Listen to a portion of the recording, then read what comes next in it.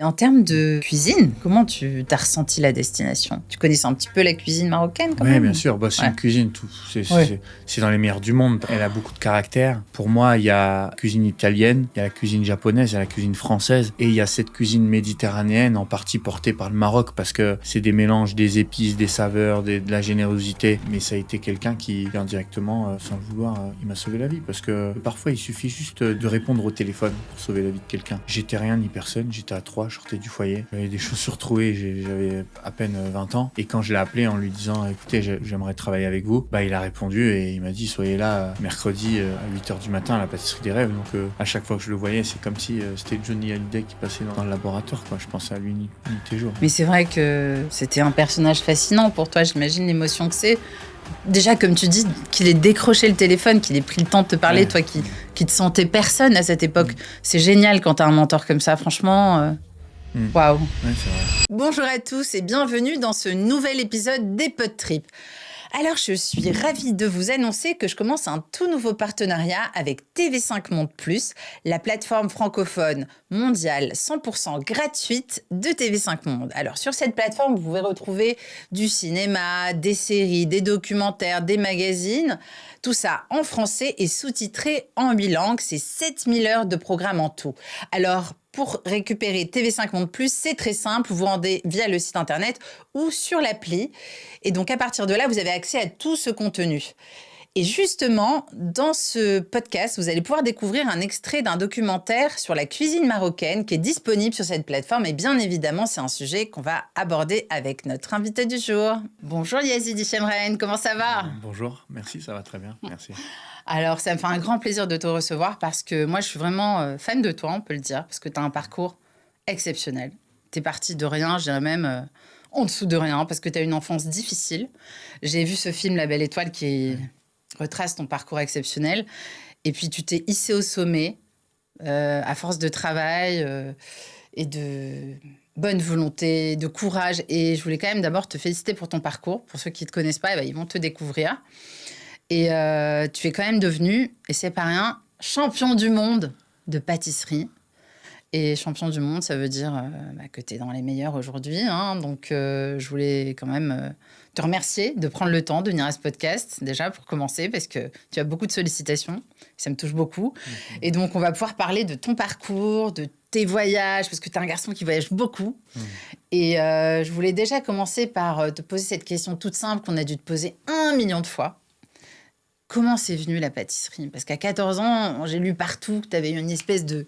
Je sais pas, ça s'est déclenché, quoi. Ah, on me l'a en effet posé Désolée de la fois, mais... énième question. Non, mais ça me fait très plaisir de le dire parce que c'est la base même et l'essence de là d'où je viens. En fait, j'ai grandi en famille d'accueil, donc chez monsieur et madame Binet, Yves et Janine à Chouy, rien à voir avec Paris. C'est une toute petite ville et ses enfants, à ma tati et mon tonton, ils étaient pâtissiers. Il y en a un qui travaillait à Leclerc et l'autre à Cora. Et il y en a un qui avait plus une formation de cuisine, etc. Donc j'ai grandi avec le goût très populaire de la pâtisserie dès ma tendre enfance. Et ma petite récompense du mercredi, voilà, c'était de faire des gâteaux yaourt quand j'étais sage. Voilà. C'est quand même incroyable parce que très vite, tu te découvres un talent pour ça alors que... Je sais pas si je me suis découvert un talent, mais une vocation et surtout un chemin. Parce que je dis très souvent, s'ils avaient été fleuristes, peut-être qu'aujourd'hui je serais dans les fleurs. S'ils avaient été mécaniciens, peut-être qu'aujourd'hui je serais dans les voitures. Parce qu'en fin de compte, il n'y a rien qui me prédestinait à faire ce métier. Et je l'ai fait au début, seulement parce que j'étais en échec de partout scolaire et que je me cherchais humainement par rapport à ma vie avec ma mère et tout ça. Et ils étaient pâtissiers et comme depuis tout petit j'avais vu des pâtissiers, je me suis dit je ferai comme Laurent et Dany quand je serai grand et puis c'est tout quoi. Voilà. Voilà, c'est comme un enfant qui dit plus tard je serai comme papa. Ouais. Je disais je serai comme Laurent et Dany. Donc finalement, cette famille, c'était ton modèle, quoi. C'était eux qui Ouais, t'ont exactement. impulsé, quoi. Exactement. Et c'est aussi un métier, pâtissier, qui demande beaucoup de sacrifices. Alors, j'ai lu aussi qu'au début de ta carrière, t'en as fait des kilomètres pour travailler avec Monsieur Mussa, si je me trompe pas. Ouais, exactement. J'ai été très fan d'un pâtissier qui s'appelle Angelo Musa, avec qui d'ailleurs j'ai fait la Forêt Noire, là, le fameux gâteau du film. Et il se trouve que tous les jours, je faisais la route de Troyes à Paris et de Paris à Troyes pour en aller-retour pour aller travailler. Donc j'avais aucune limite, comme j'avais aucun cadre, aucun parent. J'étais au foyer ou en contrat jeune majeur avec l'aide sociale à l'enfance. À l'époque, ça s'appelait la DAS. On m'a jamais mis aucun cadre, aucune barrière. Donc, s'il fallait aller travailler à 400 km d'ici pour apprendre, je faisais, quoi. Voilà. Chapeau. Et ce Angelo Musa, pourquoi tu l'aimais tellement, ce chef pâtissier? Qu'est-ce qui faisait que il te donnait envie de déplacer des montagnes, de parcourir des kilomètres? Ben, à l'époque, j'étais au foyer et on avait une salle ordinateur. On avait une salle ordinateur avec le droit d'y aller 30 minutes à peu près par soir avant d'aller se coucher. Et un jour, je tape meilleur pâtissier du monde et il a apparu Pascal Café et Angelo Musa. Et comme à l'époque, j'étais chez Pascal Café, mais que j'étais pas très content du travail que je faisais là-bas parce que c'est une très grosse structure et je mettais que du chocolat en boîte. Et ben, j'ai voulu travailler avec Angelo et puis à chaque fois que j'avais 30 minutes, je regardais ce qu'il faisait, qui il était, ses petites interviews. Et je trouvais que dans la tonalité de sa voix, ce qu'il dégageait, ce qu'il défendait, il était tellement inspirant, tellement calme que j'ai fait comme un transfert. J'ai longtemps voulu lui ressembler. Bon, aujourd'hui, j'ai mon propre style, mais ça a été quelqu'un qui indirectement, sans le vouloir, il m'a sauvé la vie. Parce que parfois, il suffit juste de répondre au téléphone pour sauver la vie de quelqu'un. Euh, J'étais rien ni personne, j'étais à 3, je sortais du foyer. J'avais des chaussures trouées, j'avais à peine 20 ans. Et quand je l'ai appelé en lui disant, écoutez, j'aimerais travailler avec vous, bah, il a répondu et il m'a dit, soyez là mercredi à 8 h du matin à la pâtisserie des rêves. Donc, j'avais jamais mis les pieds à Paris, j'ai pris le train. Je me rappelle, à l'époque, c'était tôt. Je prenais le train à 7h50, à 5h56, je crois, et j'arrivais à 7h13 ou 7h14 à la gare de Paris. Après, je prenais 3 métros pour arriver à Saint-Ouen, comment dirais-je, où il y avait le laboratoire. Et puis à chaque fois que je le voyais, c'est marrant, maintenant je me trouve ridicule, mais à chaque fois que je le voyais, c'est comme si c'était Johnny Hallyday qui passait dans le laboratoire, quoi. Je pensais à lui nuit et jour. Voilà. Mais c'est vrai que c'était un personnage fascinant pour toi, j'imagine l'émotion que c'est. Déjà, comme tu dis, qu'il ait décroché le téléphone, qu'il ait pris le temps de te parler, Ouais. toi qui te sentais personne à cette époque. C'est génial quand tu as un mentor comme ça, franchement. Mm. Waouh, Ouais, c'est vrai. c'est très très fort. Et tu as eu d'autres mentors. Tu as eu aussi, comme tu disais, Pascal Café, Philippe Conticini, Joël Robuchon. Ils t'ont tous apporté, je pense, quelque chose de différent. Ouais, pas tout à fait Philippe Ponticini, parce que on s'est jamais trop parlé, enfin, il Ouais. était pas très là. Mais oui, Pascal Café, énormément. C'est un monument de notre métier. Et puis, il a un mindset, un savoir-faire que je pense énormément de gens lui envient. Et puis, il y a eu Bernard Blacher aussi, qui a été Oui, c'est un vrai. autre Je mentor, l'avais mais une autre oublié. sorte de mentor qui m'a, lui, plus orienté dans la voie business. J'ai rencontré des artistes dans mon métier qui m'ont appris à devenir, entre guillemets, un artiste, en toute humilité. C'est un très gros mot de le dire comme ça. Mais Bernard Blacher, lui, il m'a appris à comment rendre éligible ce métier artistique et comment le pérenniser au long terme. Et pour pérenniser tout métier, toute compagnie, ben, c'est forcément de réussir à gagner sa vie ou alors de payer nos collaborateurs qui nous entourent avec ce métier qui se doit d'être à la fin rentable. Donc, c'est toutes ces cartes que lui m'a données et qui sont tout aussi, voire plus importantes que même les premiers mentors de ma carrière parce que c'est comme dans une recette, un peu de lui, un peu d'elle, un peu de lui, un peu de lui, et puis à la fin, ça fait quelque chose d'assez équilibré et voilà. Ouais. J'adore ta modestie parce que à t'entendre, ça a l'air tout simple, un peu de ceci, un peu de cela. Mais t'es champion du monde de pâtisserie, donc t'as quand même un talent. Moi, j'aimerais bien l'avoir, ne serait-ce pour faire un gâteau, mais bon, je ne suis pas si douée que toi. Et du coup, tu deviens donc champion du monde de pâtisserie à 22 ans. Enfin, c'est une ascension fulgurante. En Comment vrai, ça se passe ce jour-là? Est-ce que tu as encore des souvenirs? sur le papier, mais non.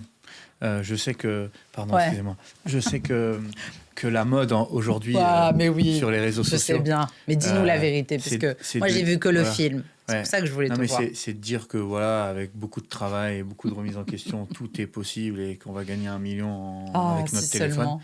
Mais moi, je trouve que, en fait, pour être complètement honnête, j'ai eu la chance d'avoir été sélectionné en équipe de France pour faire ce concours. On a gagné, j'ai pas gagné, on a gagné, on était une équipe. Moi, je m'occupais de tout l'artistique, donc à la fois la sculpture en chocolat et aussi la sculpture en sucre. Et mes collègues, ils faisaient les gâteaux. Il y en avait un qui faisait la sculpture sur glace, etc. Mais le vrai travail, il a commencé, et la vraie difficulté et le vrai challenge, la vraie ascension à faire, elle a commencé non pas quand j'ai gagné la Coupe du Monde, mais après l'avoir gagnée. Parce que, en fait, gagner la Coupe du Monde, ça amène l'obtention d'un titre. Vous devenez légitime l'espace d'un temps, parce qu'on peut très vite vous oublier, dans une catégorie. Voilà, vous l'avez gagné. Mais des champions du monde, en pâtisserie, il y en a, même en glace, en ce que vous voulez, il y en a 10 000. On n'en entend pas trop parler, pas toujours en tout cas. C'est comme quand vous allez aux Jeux Olympiques, il y a une phrase qui dit « on se souvient jamais, voire ou rarement des deuxièmes ». Voilà. Oui, c'est vrai. Et ben, comment, avec ce titre de champion du monde, on arrive à continuer d'exceller, à être à la hauteur tous les jours de ce titre qui n'est pas toujours facile à porter. Et je dirais donc le vrai travail a commencé ici et la vraie difficulté a commencé ici parce que, comme dans ce fameux film qui s'appelle Spider-Man, tout simplement, Ah, j'adore. un grand pouvoir implique de grandes responsabilités. Et ben là, ce titre, moi, ça m'impliquait, surtout d'où je venais, de me mettre constamment à niveau, tout le temps, aussi bien dans mon élocution que dans ma manière de m'habiller, que dans ma manière de gérer, que dans le management, même si j'ai encore beaucoup de progrès à faire dans toutes ces cases. Et il faut pas oublier que je viens vraiment nulle part. J'étais au foyer, moi. Donc, je ne me suis même pas réellement éduqué. Je me suis éduqué que par la souffrance, l'échec et les conneries que j'ai pu faire quand j'étais plus jeune. Donc là, avec ce titre, il a fallu que je me rééduque et me suréduque encore. Et ça n'a pas été évident parce que j'ai eu la même réaction que vous. Je pensais que quand j'allais gagner la Coupe du Monde, tout allait s'ouvrir et que ça allait être super facile. En fait, ça a été encore plus difficile parce que d'obtenir ça, ça vous fait rentrer dans un monde différent. Et les portes, elles sont encore plus dures à ouvrir que celles que j'avais à ouvrir avant. Ah oui, Oui. j'avais pas pensé à ça, mais effectivement, ça paraît très logique. Ouais. Parce que quand tu es au sommet, comment tu fais pour rester au sommet, pour avancer malgré Ouais, bien tout sûr. Ouais. Et comment tu as fait alors? Donc, comme tu as dit, tu t'es éduqué, tu as bossé dur. Je suis un éternel curieux. Et puis, là, les 7 dernières années, hors Covid, j'ai quand même fait dans les 46-47 pays. Il faut que je les compte. Voilà, j'ai appris en termes de culture, en termes de recul sur ce que doit être une entreprise. Je m'inspire énormément de la mode, de l'art, la culture et même les femmes, le make-up, ainsi de suite, parce que c'est les femmes qui sont vectrices toujours des nouvelles tendances et qui les portent. Moi, je trouve qu'en observant les femmes, on arrive toujours à être dans la tendance. Vous voyez, parce qu'il y a des fois... J'aime cette phrase, on la gardera. Non, mais c'est vrai, c'est C'est super bien. important. C'est quand même les femmes qui sont les premières consommatrices de salon de thé. C'est déjà. vrai, c'est vrai. Et puis c'est quand je dis c'est elles qui sont vectrices des nouvelles tendances. Vous savez, là j'ai un restaurant donc à Paris, dans le premier, au 44 rue Croix des Petits Champs, et il se trouve que souvent quand j'ai des couples et que je vais parler avec eux et je dis mais vous avez atterri là comment? Le mec il pointe toujours du doigt sa femme. C'est toujours les femmes qui décident. Et moi le premier, quand j'ai une chérie, je vais manger là où elle veut. C'est pas là où que moi je veux. Et c'est pour ça que c'est important de bien voir comment évolue la société au travers des profils féminins, etc. Et je le reporte sur mon métier. Par exemple, la fameuse forêt noire, Angelo, il la faisait d'une certaine manière quand il l'a mis au point à la pâtisserie des rêves en 2007, je crois. Moi, aujourd'hui, elle est complètement faite d'une autre manière parce que il y a certains rouges à lèvres chez Yves Saint Laurent ou chez Dior, avec des codes Pantone de rouge, de violet, avec des tons un peu roses dedans, que j'ai découvert dans des grandes chaînes comme Sephora et autres, et j'ai réinterprété ces couleurs de cosmétiques dans ma pâtisserie. Et si je puis dire, pour répondre à votre question, la seule chose qui a changé dans ma vie, c'est la curiosité que j'ai pour tout ce qui tourne autour de mon métier. C'est marrant, mais si vous me parlez de Napoléon ou de l'histoire de France, hélas, j'aurais dû savoir un peu plus. J'y connais rien. Le foot ou alors même en ce moment, là, les élections, les trucs et tout ça, je sais rien. J'y connais rien. Par contre, si vous me parlez de toutes les dernières collections de Schiaparelli, de Dior, des nouveaux designers, des nouvelles tendances sur le parfum, de tout, ça, c'est des choses qui me passionnent, mais qui me servent au quotidien. Donc, je me documente H24, tout le temps. C'est intéressant. Donc, tu es très influencé finalement par la mode, par la haute couture. Ouais. C'est quelque chose qui est lié directement à ton travail. Exactement. La haute couture, obligatoirement, parce que c'est avant tout le souci du détail. Et au-delà de la haute couture, parce qu'on parle souvent des vêtements, des textures, des profondeurs de couleurs qui émanent de leurs vêtements. Et ça, c'est intéressant dans la partie finition de mon métier. Mais c'est aussi intéressant dans l'expérience client. Moi, il y a énormément de choses que vous allez retrouver dans mes restaurants, ou mes boutiques ou restaurants, ce que vous voulez, que j'ai découvert et appris en allant ne serait-ce que pousser la porte d'un grand magasin comme chez Dior, par exemple, où vous avez une certaine manière de prendre en charge les clients, avec un lexique, avec un champ lexical. Enfin, c'est un grooming, tout ça, c'est super important. Et je pense que nous, dans nos métiers de pâtissier, de cuisinier, qui englobe en fin de compte le lifestyle de l'hospitalité, c'est en regardant un peu tout ça qu'on arrive à évoluer chaque jour. Voilà. Et alors justement, ta vie, c'est aussi une histoire de grand écart. Comme on disait tout à l'heure, tu es parti de des foyers et puis tu t'es retrouvé dans les palaces. Comment on vit ça? Parce que c'est quand même un sacré gap, quoi. C'est toujours le cas aujourd'hui. Je peux être avec le roi de je sais pas quel pays à l'autre bout du monde et puis le lendemain dans une chicha avec des amis, quoi. Je suis vraiment comme ça. J'ai pas de code. En fait, au début, j'ai eu le syndrome, j'appelle ça le syndrome du footballeur ou du rappeur. J'aime bien. On vient de rien, on obtient beaucoup et on pense que le réel bonheur se trouve dans l'obtention. Mais sauf que quand on a obtenu et qu'on a voyagé dans 2-3 avions, qu'on a acheté 2-3 montres ou 1 ou 2 voitures, on se rend compte que les choses sont vite plates. Et moi, encore plus pour moi, parce que aujourd'hui, avant, ce qui me faisait le plus mal, c'était mes échecs. Aujourd'hui, ce qui me fait le plus mal, c'est mes victoires. Parce que quand j'ai des victoires, je signe un nouveau contrat ou que je peux faire de grandes choses avec ce qui m'est amené de faire, je vais ni appeler ma mère, ni ma sœur, ni personne pour en parler. Et quand vous réussissez pas, votre bonheur personnel, c'est de se dire que vous allez y arriver à n'importe quel prix. Et quand vous réussissez des choses, le bonheur personnel de tout être humain, ça doit être de le partager avec des gens qu'on aime, qui étaient là il y a 10 ans. Bon, moi, mon cercle, il est là il n'y a pas très longtemps, et ça me fait quand même plaisir de le partager avec ces gens-là. Mais j'ai toujours une pensée pour si ma mère, elle avait été là, qu'est-ce qu'elle aurait pensé, ma sœur, etc., etc. Donc, en fin de compte, quand on reste lucide comme ça, je pense que les grands écarts, ils sont en fin de compte très faciles parce qu'on peut se contenter aussi bien de manger, je sais pas moi, les gâteaux de chez Leclerc avec la tati le dimanche et d'apprécier, je sais pas, le club du Bristol et de se plaindre parce que les frites, elles sont froides, quoi. Voilà. Moi, je suis comme ça et c'est marrant. Et mes amis, ils me disent, t'es fou parce qu'il y a des fois, je peux aller dans un kebab, manger un tiramisu comme ça. Rien à foutre, il est au spéculoos, il y a les pires trucs du monde dedans, et j'aime bien, c'est ma Madeleine de Proust, c'est ce que je mangeais quand j'avais rien. Et par contre, après, aller dans un restaurant où tout est un peu machin, c'est pas les mêmes prix, et être un peu touchy parce que le truc, il est pas bon, ou que le serveur, il s'est mal occupé de nous. Voilà, c'est l'éducation et la culture, je pense, qui veut ça, mais l'adaptabilité, ça doit être une de mes plus grandes forces, entre guillemets. Et justement, tu as beaucoup voyagé aussi, donc tu as cette faculté d'adaptation de toute façon depuis toujours. Mais est-ce qu'il y a des pays, tu disais tout à l'heure, tu as fait une 40aine de pays, c'est un truc incroyable. Est-ce qu'il y a des pays qui t'ont vraiment, waouh, tu t'en souviens, tu y penses, tu as envie d'y retourner? Très sincèrement, j'ai aimé tous les pays, tous, parce que ce qui est marrant, et on le dit pas assez, je pense, en France, mais chaque pays que j'ai fait m'a rapproché de la France, bizarrement. Dans tout le tour du monde que j'ai fait, je me suis jamais...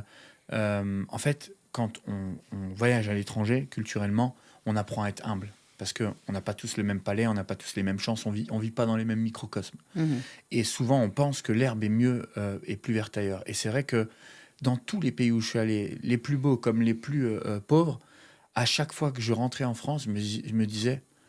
Ah mon Dieu, j'ai de la chance d'être ici quand même, en fait. Parce que culturellement, d'un point de vue du patrimoine, d'un point de vue de l'éducation, d'un point de vue des produits qu'on a, on est quand même dans un des des plus beaux et plus complexes pays quand on enlève les habitants qui se plaignent. Le pays en lui-même, il est absolument extraordinaire. Et c'est vrai que un des endroits où je me sens le mieux sur Terre et où je prends les plus grosses claques et où je conseille d'ailleurs à toute personne qui crée, pas que dans la gastronomie, mais qui crée, de se rendre au moins une fois dans sa vie dans ce pays, c'est le Japon. On ne peut pas s'embarquer dans un métier, je vais vous dire, c'est mon avis, manuel ou artistique, si on n'est pas allé au Japon au moins une fois dans sa vie.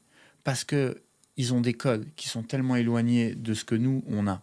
Avec toute une fibre et une culture qui est tellement forte, haute en couleurs, et basée sur des millénaires, des milliers d'années, que c'est ultra important d'y aller et de se documenter et d'être culturellement plus proche de cette culture, parce que c'est avant tout, le Japon, la culture de l'éducation. Vous savez, dans la rue au Japon, on fume pas dans la rue, on fume pas au restaurant, il y a des cages en plein milieu des trucs et on fume dans la cage. Personne ne jette son mégot par terre, ça n'existe pas. Tout le monde arrive à 19h au restaurant. Oui. Quand on appelle pour dire 19h, c'est pas 19h20. Même 19h10 ou 11, ça passe pas. Ouais. Tout est autour de l'éducation et de la rigueur, avec les biens et les contre du pays. Mais c'est vrai que pour ma part, en tout cas, il y a eu un après le Japon et un avant le Japon dans mon travail et dans ma manière de penser et vivre les choses. C'est vrai que les Japonais sont très perfectionnistes, ils aiment l'excellence, il y a une discipline, et c'est vrai que ceux qui ne sont pas allés au Japon, ils ne s'en rendent peut-être pas compte, mais un train, quand il arrive à l'heure, tout le monde est déjà positionné sur le quai. Exactement. En file indienne, il y a même un traçage au sol, c'est très différent. Et c'est vrai que ça doit être tellement positif dans le monde de la pâtisserie et du travail, j'imagine ce que ça a dû t'apporter, effectivement. Ça m'a fait prendre en humilité dans mon métier, parce que c'est très dur, attention. Ah oui, nous les Français, on est complètement fucked up. Non mais en termes même d'exigence, mais on fait un peu tout comme on veut, voilà quoi. Personne n'a peur de personne, on peut parler de tout et n'importe quoi, on peut tout se permettre, on peut. Là-bas, pas du tout, c'est carré et il faut pas sortir du cadre, quoi. Donc ne serait-ce que pour arriver à l'heure au restaurant. Moi, j'y ai passé beaucoup de temps au Japon. J'y suis allé 7-8 fois. Des fois, c'est super frustrant. Vous arrivez 10 minutes en retard, réservation, cancel. Vous faites ça en France, mais on fait le scandale de l'année ici. Ah, là-bas, c'est normal. Voilà. Ouais. Voilà. Ouais. Donc, on apprend. Et au-delà du Japon, qui t'a beaucoup appris, est-ce qu'il y a eu un coup de cœur, tout simplement, ou de choses peut-être un petit peu moins constructives dans ta carrière, mais où quand même tu as été attaché au pays, tu as eu des sensations, des choses que tu as aimées? Forcément, moi je suis d'origine marocaine et j'ai des racines marocaines et je connaissais pas le pays. Oui. C'est quand même le sang qui coule dans mes veines de par ma mère et tout ça. Et j'y suis allé une première fois, très mauvaise expérience. Ouais. C'était pas évident, parce que c'était mon premier voyage à l'étranger. J'ai regardé les trucs, le truc des taxis. Voilà, au début, c'était compliqué. Tout le monde te parlait en arabe, tu comprenais pas. Exactement. La cata. Voilà. Et puis j'y suis retourné. J'ai eu la chance d'être invité aussi par le roi à Quel dîner. honneur. Ouais, c'est dingue, à dîner au palais. Voilà, donc j'ai vécu le Maroc à la fois au début comme un touriste, où j'ai appris à découvrir ces terres. Ensuite, je l'ai vécu professionnellement, parce que j'ai travaillé notamment à Marrakech, au Mandarin Oriental. Voilà, très belle adresse. Très bel hôtel, magnifique. Tout est basé sur le Quiet Luxury et tout ça. Et puis après, j'ai eu la chance d'être invité par Sa Majesté. Donc j'ai vécu encore un autre Maroc, pas du tout le même qu'avant. Et puis j'ai découvert un pays plein de culture, plein de gentillesse, d'accueil, de réelle envie de faire plaisir, avec pas forcément des codes cadrés comme ce qu'on nous apprend ici en France, mais c'est des codes encore plus importants, parce que c'est ceux du cœur et de l'âme, et en même temps une civilisation qui est ultra cultivé parce que j'ai rencontré vraiment des bonnes personnes et je suis tombé amoureux de ce pays. J'y vais que trop peu, je devrais y aller un peu plus, mais je suis tombé amoureux de ce pays. Quelle ville tu as eu l'occasion de visiter? J'imagine Marrakech. Ouais, comme tout le Forcément. monde, quoi. Je suis allé à Rabat, je suis allé à Casablanca, je suis allé dans la ville où tout est bleu, là. Ah oui, Chefchaouen. Voilà, je suis allé C'est splendide. à Fès Je aussi. recommande. Ouais, je suis allé à Fès aussi. Et puis un jour, j'aimerais bien, quand je serai prêt, enfin j'irai peut-être un jour, voilà, aller à Ouarzazate parce qu'ils ont enterré ma mère là-bas. Oh, Moi, je suis pas allé à l'enterrement parce que je voulais me concentrer sur la Coupe du Monde et tout et tout. Oui. Et je me dis qu'un jour, j'irai peut-être déposer des fleurs à Ouarzazate. Comme ça, au moins, je connaîtrai en même temps.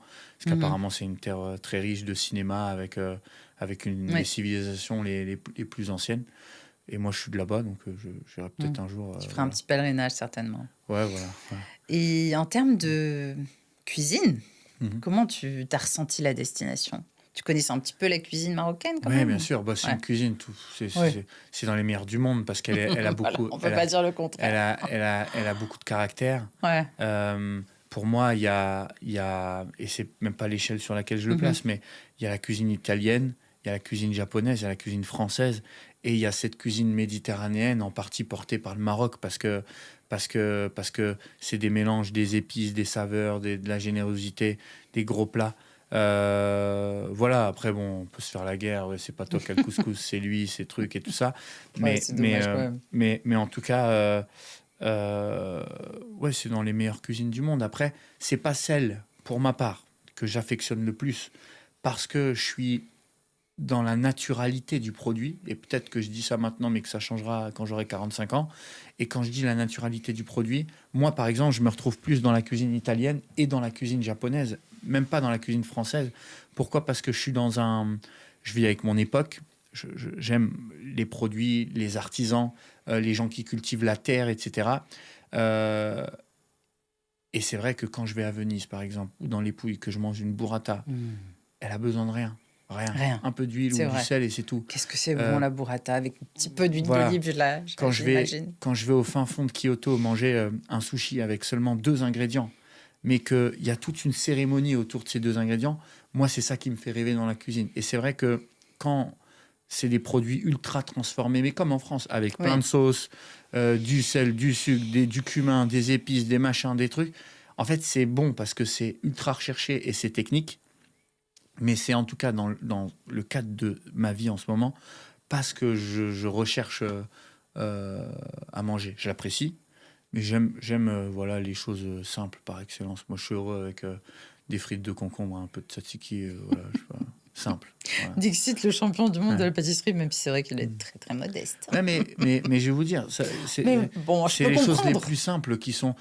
moi j'ai grandi à l'école Robuchon. J'ai le Robuchon. Oui. Qui a été longtemps le chef le plus étoilé du monde et qui, en plus, au-delà de ça, a été vecteur d'énormément de concepts en cuisine, autant voire plus qu'Alain Ducasse, qui est un monument de notre métier.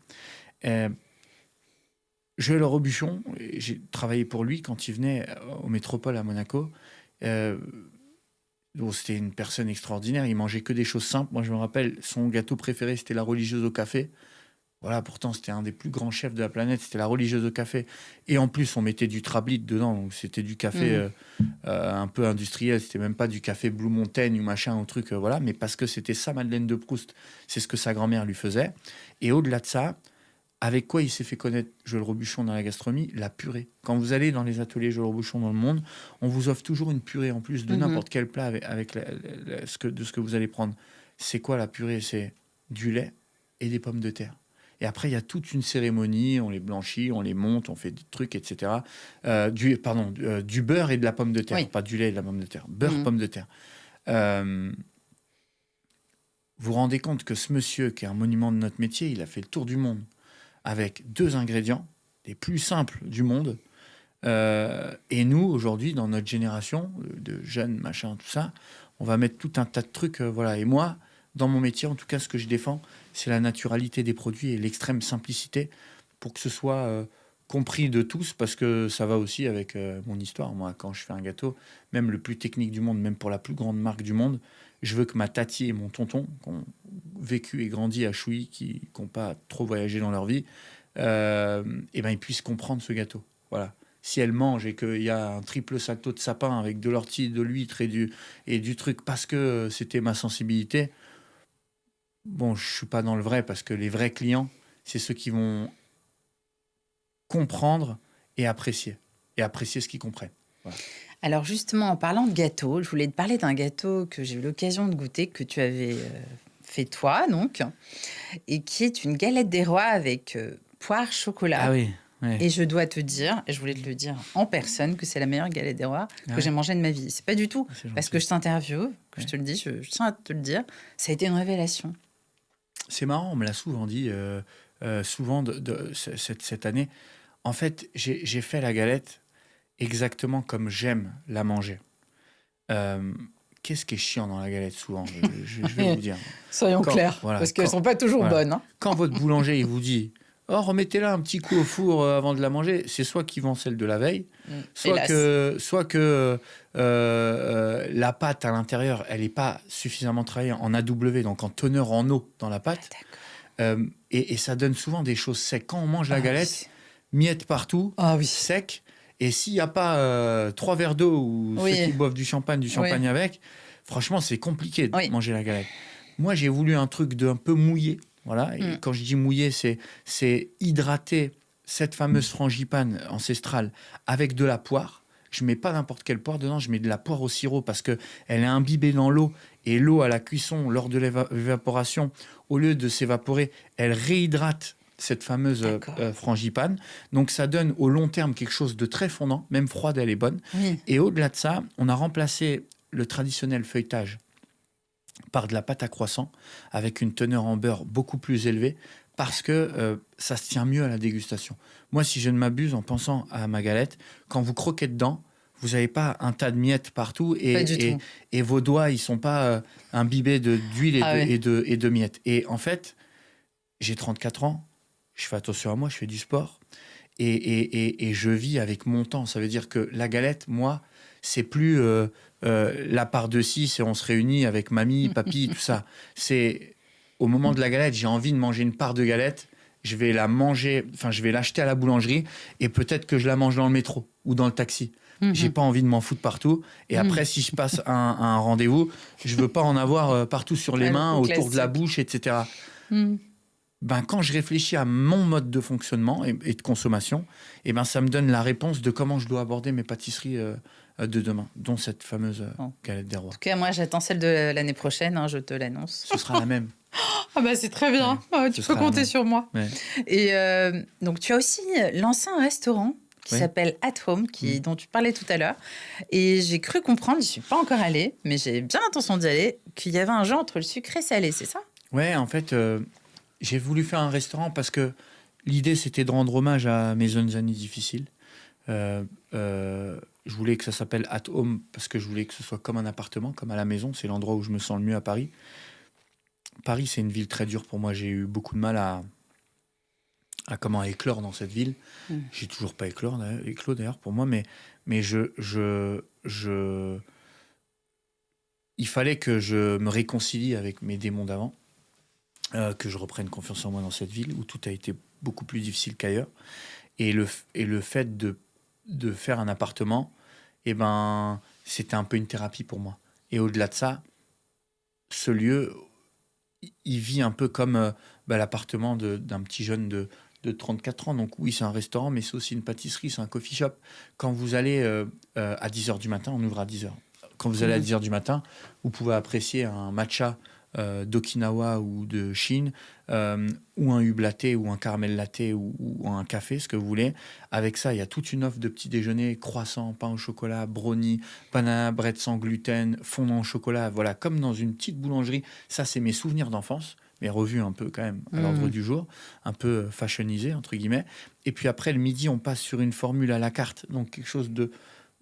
un lunch assez léger, des salades, des petites choses comme ça, tout ce que j'aime manger. Quand c'est la saison des haricots verts, on fait de l'haricot vert. Quand c'est la tomate, on fait de la tomate, voilà. Et quand c'est de l'artichaut, on fait de l'artichaut. Et puis l'après-midi, vous avez un tea time avec l'étendue de notre savoir-faire, donc le mien et celui de mes équipes, autour du salé, des boissons et de la pâtisserie. Et le soir, donc on ferme à 18h30, on réouvre à 19h30, on baisse toutes les lumières, on tamise comme si vous étiez à la maison le soir, que vous vouliez faire une ambiance avec vos amis. Il y a une musique qui me ressemble un petit peu, qui est un peu deep house, etc. Donc c'est un DJ qui me l'a fait à distance. Et vous arrivez dans un tout autre lieu parce que chaque lumière a été adaptée aussi bien pour recevoir les gens la journée, donc en lumière blanche froide, et le soir, lumière jaune très tamisée, presque dans le noir, pour pouvoir apprécier un cocktail, une coupe de champagne, et toute ma carte basée autour du retour de mes voyages. Donc il va y avoir un petit peu d'influence japonaise, un petit peu d'influence méditerranéenne, un petit peu d'influence très française. Là, par exemple, à la carte, je viens de mettre la mousse au chocolat de Matati. Alors, c'est pas tout à fait celle-ci, mais je me rappelle, on avait des mousses au chocolat qu'elle achetait chez Lidl à quelques centimes, et elle était dure, donc on la tournait comme ça pour la liquéfier. Et dedans, je mettais un peu des céréales pour que ça croustille. Ah, mais oui, ça change tout. J'adore. Et en fait, là, j'ai retravaillé la texture de cette mousse au chocolat, donc que je sers tiède à 38, 39 degrés. Et dessus, je mets un petit peu de sobacha, c'est comme du blé, et qui vient croustiller. En fait, c'est un peu la sensation que j'avais quand j'étais petit. Donc, bien entendu, on a pris un chocolat pur Venezuela à 62%. On l'a repimpé, c'est servi dans une assiette absolument extraordinaire, soufflé à la main, voilà, avec du verre, voilà. Mais c'est l'essence de ce que je retrouvais quand j'étais petit. Voilà. Ça donne envie d'y aller, en tout cas. Tous ces petites gourmandises. Et tu as aussi d'autres établissements un peu partout. Oui. Notamment au Caire, d'où tu reviens là. Bah là, bientôt. on ouvre en Égypte au mois de septembre. Voilà. Je serai présent sur Londres à partir de septembre également. J'ai 2 boutiques au Qatar. J'en ai une à Bahreïn. Voilà. Et puis, je suis partenaire dans un restaurant également à Dubaï avec 2 amis russes qui comptent beaucoup, beaucoup pour moi. Et puis, j'ai une boutique à Courchevel également. Je ne sais pas si je l'ai dit. Non, voilà. Non, t'es pas encore dit. Voilà, Courchevel 1850 dans un hôtel. Ah oui. Et c'est super parce que ça me permet de continuer de me développer. Et au-delà de me développer, c'est plus développer aussi mes équipes. Parce que j'ai des gens qui font preuve d'un humanisme incroyable avec moi. Qui ont beaucoup, beaucoup, beaucoup de patience et qui me suivent dans tout ce que je fais. C'est vraiment très difficile de travailler avec moi et ça, c'est la réalité parce que j'ai une attention aux détails toute particulière et j'ai tellement pas de vie, j'ai rien moi en dehors de mon travail, que tout tourne autour de mon travail. Donc, toute cette ferveur que je me mets à moi dans le travail, je le mets forcément aux autres. Et soit les gens, ils font chez moi 5, 6, 7 mois et ils partent vite en disant que je suis horrible. Mais soit, non. soit Je suis sûr que tu n'es pas si horrible que non, ça, mais bon, il y a une exigence. Très exigence, exactement. Ouais. Et soit ils restent très très longtemps, comme c'est le cas de certains collaborateurs qui travaillent avec moi depuis plus de 5 ans. Et en qui je mise tout et grâce à qui je fais beaucoup de choses. Donc, ma plus grande fierté aujourd'hui, c'est d'essayer aussi de rendre fiers ces gens-là et qu'on développe tous ensemble parce qu'on est une famille et dans mon travail, moi, j'ai trouvé amis, famille, cadre et structure. Donc, c'est ma fierté et mon but. Et tu es aussi chef pâtissier au Royal Monceau. On ne peut pas ne pas citer ce palace parisien mythique. Oui. Quelle fierté aussi, je pense. Oui, bien sûr. Non, c'est une très grande fierté. C'est fou, déjà parce que j'apprends beaucoup. C'est un palace, donc il y a un goût du détail et du minimalisme qu'on ne retrouve pas dans beaucoup d'établissements. Je suis très honoré parce qu'on me laisse beaucoup de cartes blanches là-bas. C'est fantastique. C'est moi qui m'occupe de toute la partition sucrée de l'hôtel. Donc le restaurant japonais, j'ai un dessert. Je fais toute la pâtisserie du tea time, le bar, toutes les chambres, le restaurant étoilé. Enfin, c'est quand même un très gros challenge. J'ai pour cela un chef pâtissier extraordinaire qui est devenu un peu comme mon deuxième frère qui s'appelle Alexandre Favre, qui officie là-bas avec une telle loyauté, une telle intégrité voilà, qui me donne des leçons lui aussi tous les jours. Parce que franchement, d'être comme il est, c'est incroyable. Pour moi, c'est une chance, parce que la première fois où je suis allé au Royal Monceau, c'était il y a plus de 10 ans, j'avais même pas de quoi me payer un café. Là-bas, le café coûte un peu cher quand même. Et puis quelques années après, je suis chef de c'est la ce consécration, mythique ça, vraiment, waouh. palace. Donc c'est à chaque fois que j'y vais, sincèrement, à chaque fois que je pousse le pas de cette porte, à n'importe quel moment, même si ça m'arrive 3 fois dans la journée, je pense toujours à comment annoncer que le café il était à 16 €, que j'avais pas l'argent. Je pouvais pas le boire. J'ai C'est un voulu leur café donner. d'exception. Voilà, ouais.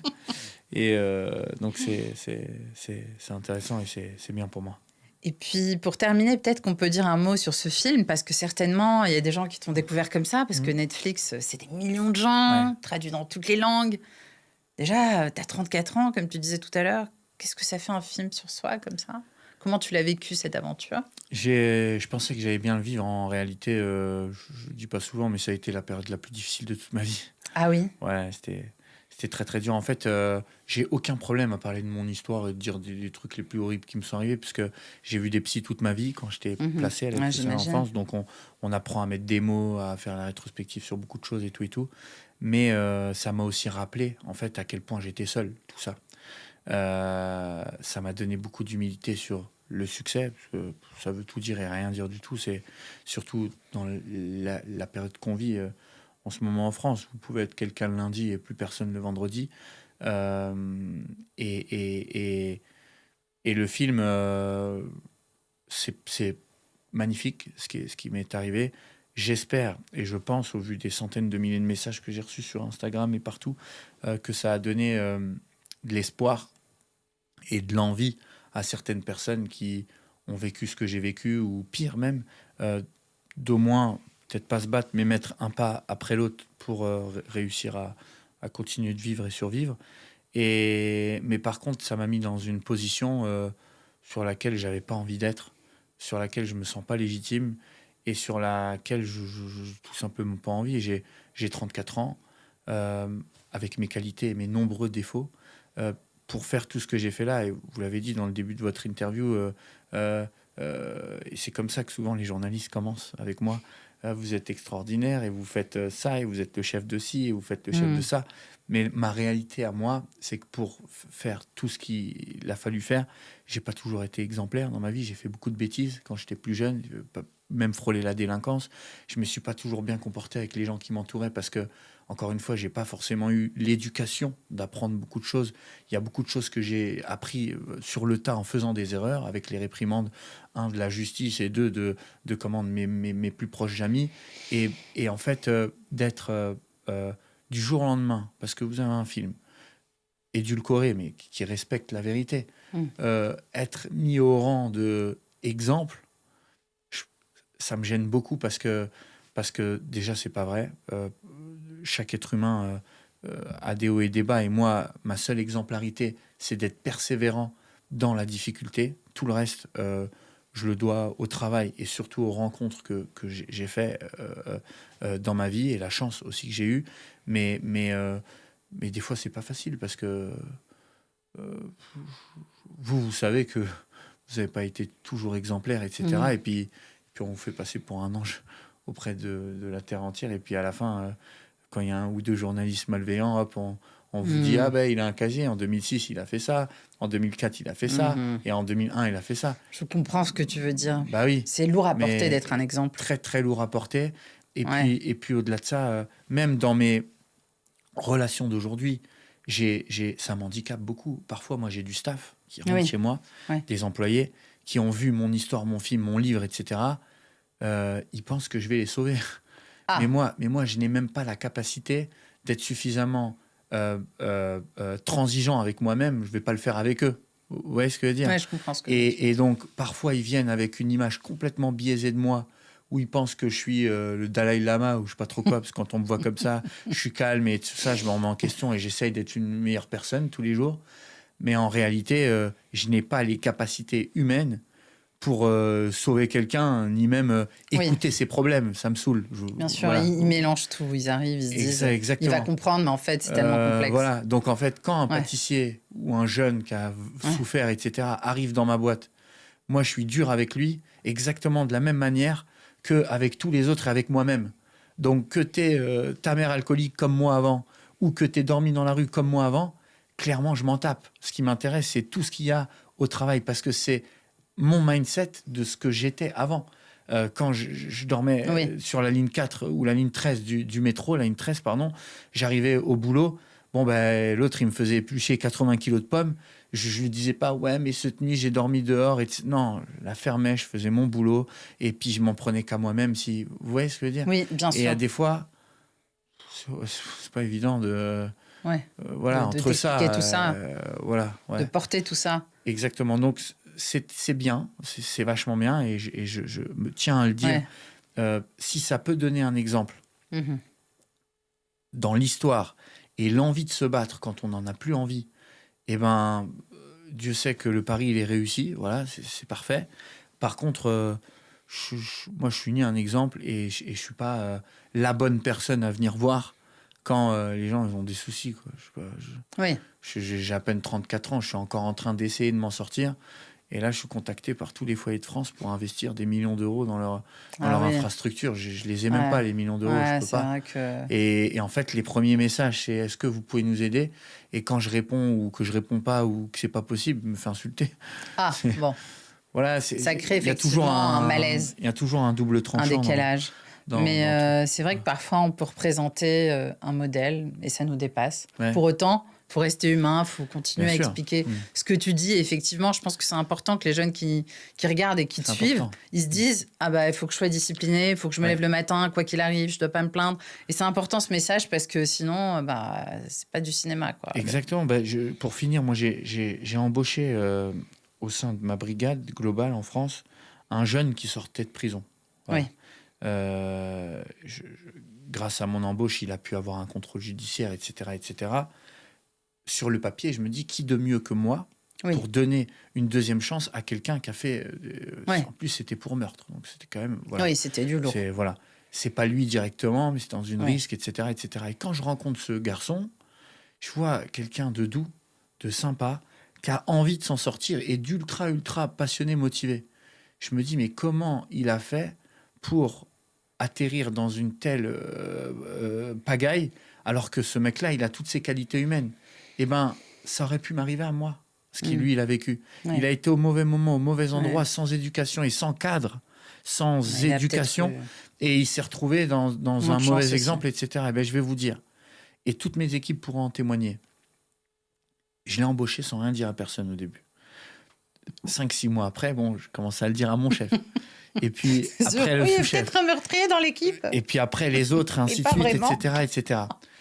C'est chaud. Et en fait, j'ai commencé à le dire que quand lui, il était exemplaire dans son comportement, dans son travail, il fait des erreurs comme tout le monde, mais il y a personne dans toute l'équipe, ils vont tous me dire ouais, bon, là, il en arrêt maladie, il fait chier, ou alors il est arrivé en retard au truc. Voilà, comme tous les êtres humains. Ouais.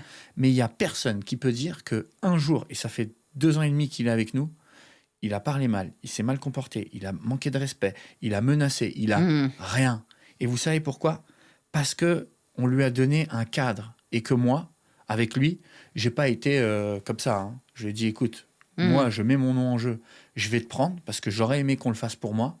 Tu fais une erreur une fois, une erreur, un truc, tu vas sauter comme du petit lu et il y aura pas de deuxième chance de truc et tout.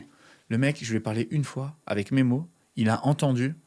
C'est pas un de mes éléments, mais un de mes meilleurs éléments, mais presque. C'est peut-être le cadre dont il avait besoin pour avancer, pour grandir. Exactement. Et tu lui as donné, c'est vrai. Si je peux aider comme ça, je le fais, mais c'est un sacré outil. Je suis plus dur avec lui qu'avec les autres, par exemple. Je l'ai menacé au moins 25 fois de le virer. 25 fois. Ouais, c'est super. C'est une forme d'éducation un peu sur le tard et ça fonctionne en plus. Donc, exactement. Franchement, il a eu de la chance de te croiser. Merci beaucoup Yazid, c'est un super podcast, très émouvant, très humble et très honnête et je te remercie pour ta sincérité. Je pense que c'est important aussi qu'on comprenne qui tu es vraiment et qu'on comprenne qu'être un modèle, c'est pas si simple et que c'est plus complexe. Et C'est surtout gentil. qu'on continue à manger tes petits gâteaux Ouais, c'est gentil. et la galette des rois, Merci n'oublions beaucoup. pas. Mm. Merci Merci. Yazid, bye À très bye, bientôt. à une Merci. prochaine. Au revoir. C'était un podcast en partenariat avec TV5 Monde Plus et je vous invite à télécharger l'application TV5 Monde Plus pour découvrir encore plus de contenu découverte, magazine, cinéma. C'est entièrement gratuit, alors ce serait dommage de s'en priver.